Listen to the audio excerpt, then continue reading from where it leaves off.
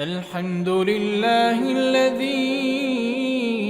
أنزل على عبده الكتاب ولم يجعل له عوجا قيما لينذر بأسا شديدا من لدنه ويبشر المؤمنين الذين يعملون الصالحات أن لهم أجرا حسنا ماكثين فيه أبدا وينذر الذين قالوا اتخذ الله ولدا ما لهم به من علم ولا لآبائهم كبرت كلمة تخرج من أفواههم إن يقولون إلا كذبا فلعلك باخع نفسك على آثارهم إن لم يؤمنوا بهذا الحديث أسفا إنا جعلنا ما على الأرض زينة لها لنبلوهم أيهم أحسن عملا وإنا لجاعلون ما عليها صعيدا جرزا أم حسبت أن أصحاب الكهف والرقيم كانوا من آياتنا عجبا إذ أوى الفتية إلى الكهف فقالوا ربنا آتنا من لدنك رحمة وهيئ لنا من أمرنا رشدا فضربنا على آذانهم في الكهف سنين عددا ثم بعثناهم لنعلم أي الحزبين أحصى لما لبثوا أمدا نحن نقص عليك نبأهم بالحق إنهم فتية آمنوا بربهم وزدناهم هدى وربطنا على قلوبهم إذ قاموا فقالوا ربنا رب السماوات والأرض لن ندعو من دونه إلها لقد قلنا إذا شططا هؤلاء قوم اتخذوا من دونه آلهة لولا يأتون عليهم بسلطان بين فمن أظلم ممن افترى على الله كذبا وإذ اعتزلتموهم وما يعبدون إلا الله فأووا إلى الكهف ينشر لكم ربكم من رحمته ويهيئ لكم من أمركم مرفقا وترى الشمس إذا طلعت تزاور عن كهفهم ذات اليمين وإذا غربت تقرضهم ذات الشمال وهم في فجوة منه ذلك من آيات الله من يهد الله فهو المهتد ومن يضلل فلن تجد له وليا مرشدا وتحسبهم أيقاظا وهم رقود ونقلبهم ذات اليمين وذات الشمال وكلبهم باسط ذراعيه بالوصيد لو اطلعت عليهم لوليت منهم فرارا ولملئت منهم رعبا وكذلك بعثناهم ليتساءلوا بينهم. قال قائل منهم كم لبثتم؟ قالوا لبثنا يوما أو بعض يوم. قالوا ربكم أعلم بما لبثتم فابعثوا أحدكم بورقكم هذه إلى المدينة فلينظر أيها أزكى طعاما فليأتكم برزق منه وليتلطف ولا يشعرن بكم أحدا. إنهم إن يظهروا عليكم يرجموكم أو يعيدوكم في ملتهم ولن تفلحوا إذن أبدا. وكذلك أعثرنا عليهم ليعلموا أن وعد الله حق وأن الساعة لا ريب فيها إذ يتنازعون بينهم أمرهم فقالوا ابنوا عليهم بنيانا ربهم أعلم بهم. قال الذين غلبوا على أمرهم لنتخذن عليهم مسجدا. سيقولون ثلاثة رابعهم كلبهم ويقولون خمسة سادسهم كلبهم رجما بالغيب ويقولون سبعة وثامنهم كلبهم قل ربي أعلم بعدتهم ما يعلمهم إلا قليل فلا تمار فيهم إلا مراء ظاهرا ولا تستفت فيهم منهم أحدا. ولا تقولن لشيء إني فاعل ذلك غدا إلا أن يشاء الله. واذكر ربك إذا نسيت وقل عسى أن يهديني ربي لأقرب من هذا رشدا. ولبثوا في كهفهم 300 سنين وازدادوا 9 قل الله أعلم بما لبثوا له غيب السماوات والأرض أبصر به وأسمع ما لهم من دونه من ولي ولا يشرك في حكمه أحدا. واتل ما أوحي إليك من كتاب ربك لا مبدل لكلماته ولن تجد من دونه ملتحدا.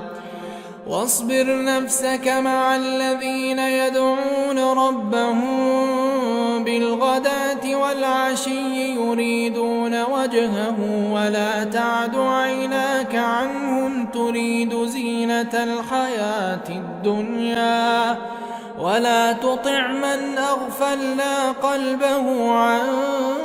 ذكرنا واتبع هواه وكان أمره فرطا. وقل الحق من ربكم فمن شاء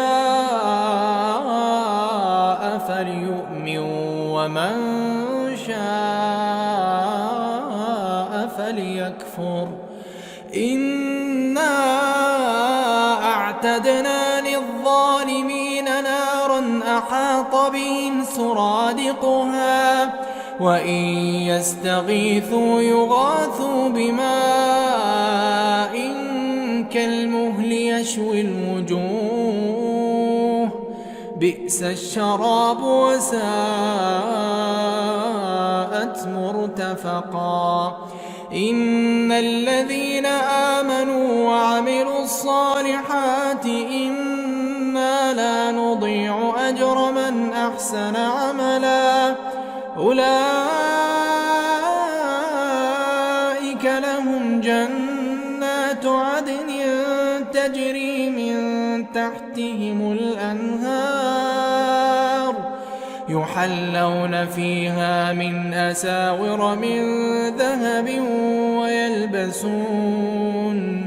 ويلبسون ثيابا خضرا من سندس واستبرق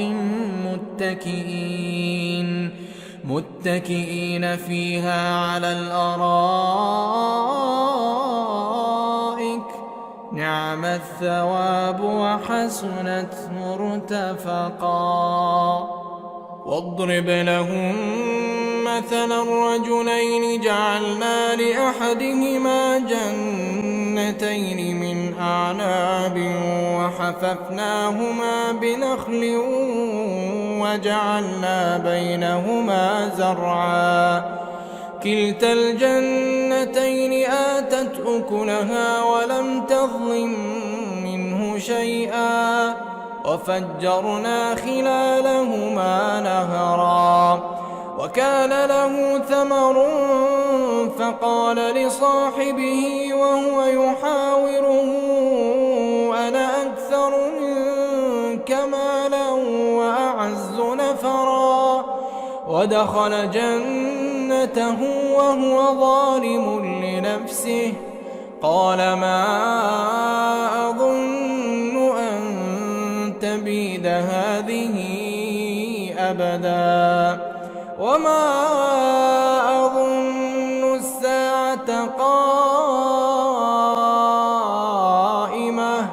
ولئن رددت إلى ربي لأجدن خيرا منها منقلبا قال له صاحبه وهو يحاوره أكفرت بالذي خلقك من تراب ثم من نطفة ثم سواك رجلا لكن هو الله ربي ولا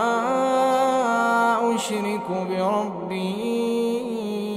أحدا ولولا إذ دخلت جنتك قلت ما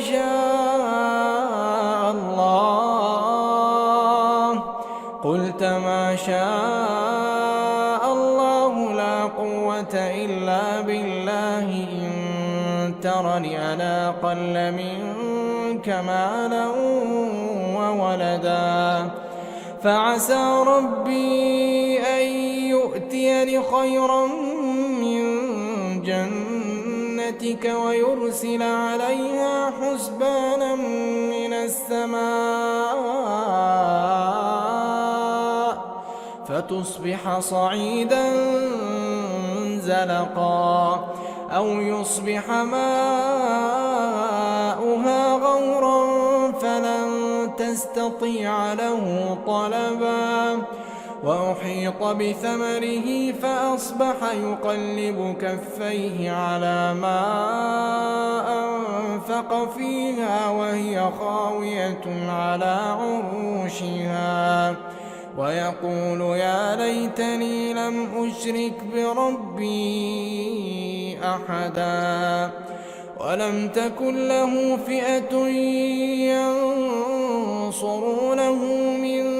دون الله وما كان منتصرا هنالك الولاية لله الحق هو خير ثوابا وخير عقبا واضرب لهم مثل الحياة الدنيا كماء إن أنزلناه من السماء فاختلط به نبات الأرض فأصبح هشيما تذروه الرياح وكان الله على كل شيء مقتدرا المال والبنون زينة الحياة الدنيا والباقيات الصالحات خير عند ربك ثوابا وخير أملا ويوم نسير الجبال وترى الأرض بارزة وحشرناهم فلم نغادر منهم أحدا وعرضوا على ربك صفا لقد جئتمونا كما خلقناكم أول مرة بل زعمتم أن لن نجعل لكم موعدا ووضع الكتاب فترى المجرمين مشفقين مما فيه ويقولون يا ويلتنا ما لهذا الكتاب لا يغادر صغيرة ولا كبيرة إلا أحصاها ووجدوا ما عملوا حاضرا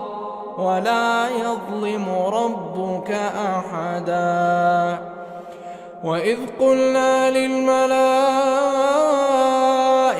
اسجدوا لآدم فسجدوا إلا إبليس كان من الجن ففسق عن أمر ربه أفتتخذونه وذريته أولياء من دوني وهم لكم عدو بئس للظالمين بدلا ما أشهدتهم خلق السماوات والأرض ولا خلق أنفسهم وما كنت متخذ المضلين عضدا ويوم يقول نادوا شركائي الذين زعمتم فدعوهم فلم يستجيبوا لهم وجعلنا بينهم موبقا ورأى المجرمون النار فظنوا أنهم مواقعوها ولم يجدوا عنها مصرفا ولقد صرفنا في هذا القرآن للناس من كل مثل وكان الإنسان أكثر شيء جدلا وما منع الناس أن يؤمنوا إذ جاءهم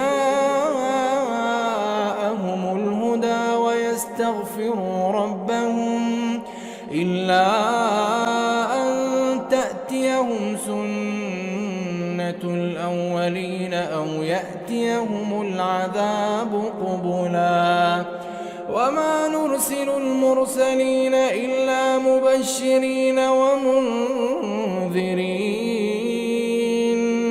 ويجادل الذين كفروا بالباطل ليدحضوا به الحق واتخذوا آياتي وما أنذروا هزوا ومن أظلم ممن ذكر بآيات ربه فأعرض عنها ونسي ما قدمت يداه إنا جعلنا على قلوبهم أكنة أن يفقهوه وفي آذانهم وقرا وإن تدعهم إلى الهدى فلن يهتدوا إذا أبدا وربك الغفور ذو الرحمة لو يؤاخذهم بما كسبوا لعجل لهم العذاب بل لهم موعد لن يجدوا من دونه موئلا وتلك القرى أهلكناهم لما ظلموا وجعلنا لمهلكهم موعدا وإذ قال موسى لفتاه لا أبرح حتى أبلغ مجمع البحرين أو أمضي حقبا فلما بلغا مجمع بينهما نسيا حوتهما فاتخذ سبيله في البحر سربا فلما جاوزا قال لفتاه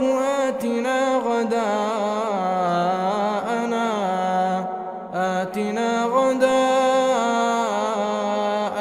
لقد لقينا من سفرنا هذا نصبا قال أرأيت إذ أوينا إلى الصخرة فإني نسيت الحوت وما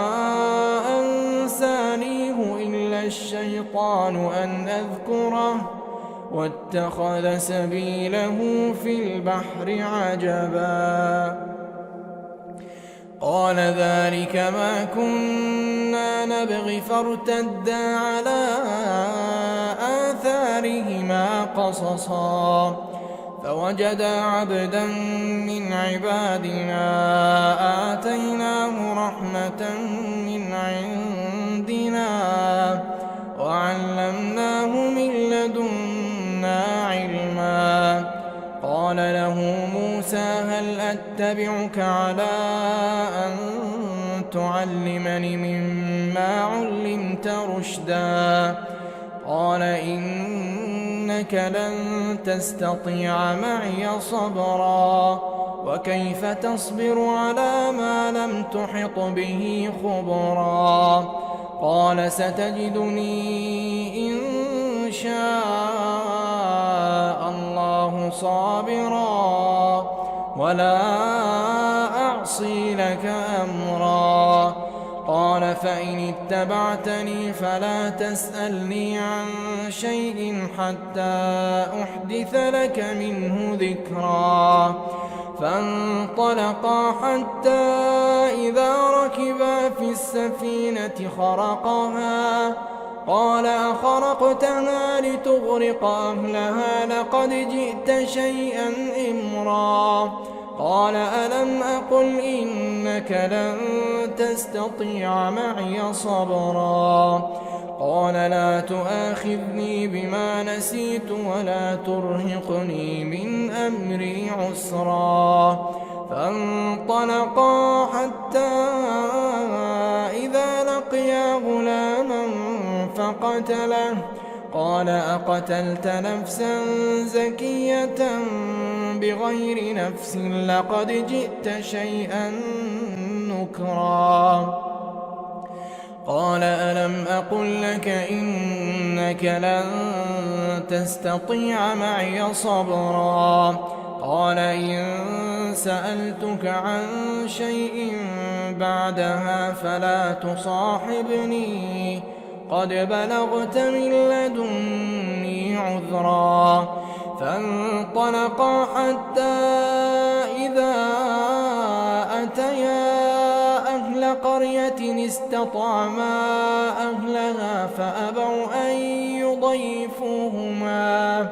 فوجدا فيها جدارا يريد أن ينقض فأقامه قال لو شئت لاتخذت عليه أجرا قال هذا فراق بيني وبينك سأنبئك بتأويل ما لم تستطع عليه صبرا أما السفينة فكانت لمساكين يعملون في البحر فأردت أن أعيبها وكان وراءهم ملك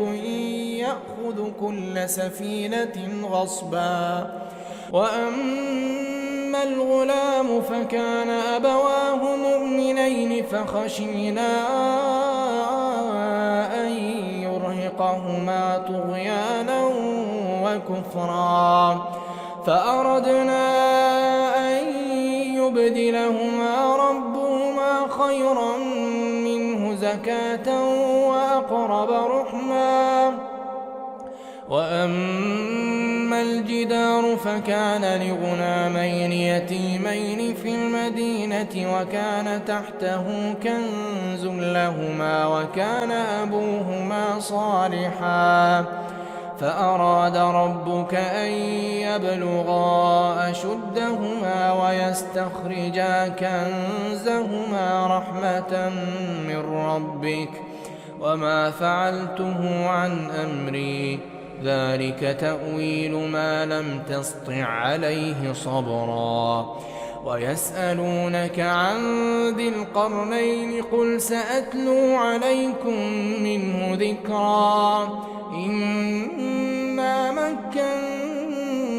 له في الأرض وآتيناه من كل شيء سببا فأتبع سببا حتى إذا بلغ مغرب الشمس وجدها تغرب في عين حمئة ووجد عندها قوما قلنا يا ذا القرنين إما أن تعذب وإما أن تتخذ فيهم حسنا قال أما من ظلم فسوف نعذبه ثم يرد إلى ربه فيعذبه عذابا نكرا وأما من آمن وعمل صالحا فله جزاء الحسنى وسنقول له من أمرنا يسرا ثم أتبع سببا حتى إذا بلغ مطلع الشمس وجدها تطلع على قوم لم نجعل لهم من دونها سترا كذلك وقد أحطنا بما لديه خبرا ثم أتبع سببا حتى إذا بلغ بين السدين وجد من دونهما قوما لا يكادون يفقهون قولا قالوا يا ذا القرنين إن يأجوج ومأجوج مفسدون في الأرض فهل نجعل لك خرجا على أن تجعل بيننا وبينهم سدا قال ما مكني فيه ربي خير فأعينوني بقوة أجعل بينكم وبينهم ردما آتوني زبر الحديد حتى إذا ساوى بين الصدفين قال انفخوا حتى إذا جعله نارا قال آتوني أفرغ عليه قطرا فما استطاعوا أن يظهروه وما استطاعوا له نقبا قال هذا رحمة من ربي فإذا جاء وعد ربي جعله دكاء وكان وعد ربي حقا وتركنا بعضهم يومئذ يموج في بعض ونفخ في الصور فجمعناهم جمعا وعرضنا جهنم يومئذ للكافرين عرضا الذين كانت أعينهم في غطاء عن ذكري وكانوا لا يستطيعون سمعا أفحسب الذين كفروا أن يتخذوا عبادي من دوني أولياء إنا أعتدنا جهنم للكافرين نزلا قل هل ننبئكم بالأخسرين أعمالا الذين ضل سعيهم في الحياة الدنيا وهم يحسبون أنهم يحسنون صنعا أولئك الذين كفروا بآيات ربهم ولقائه فحبطت أعمالهم فلا نقيم لهم يوم القيامة وزنا ذلك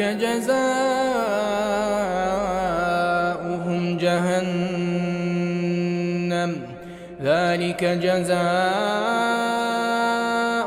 جهنم بما كفروا واتخذوا آياتي ورسلي هزوا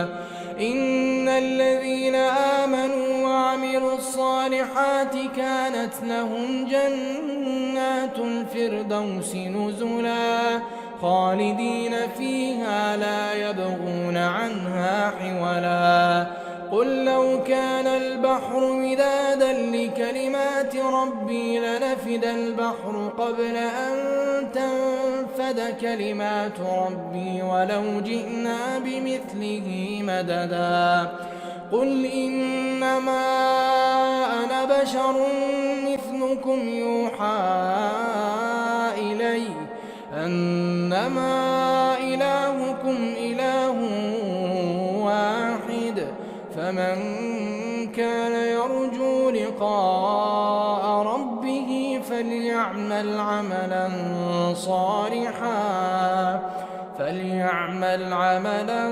صالحا ولا يشرك بعبادة ربه أحدا.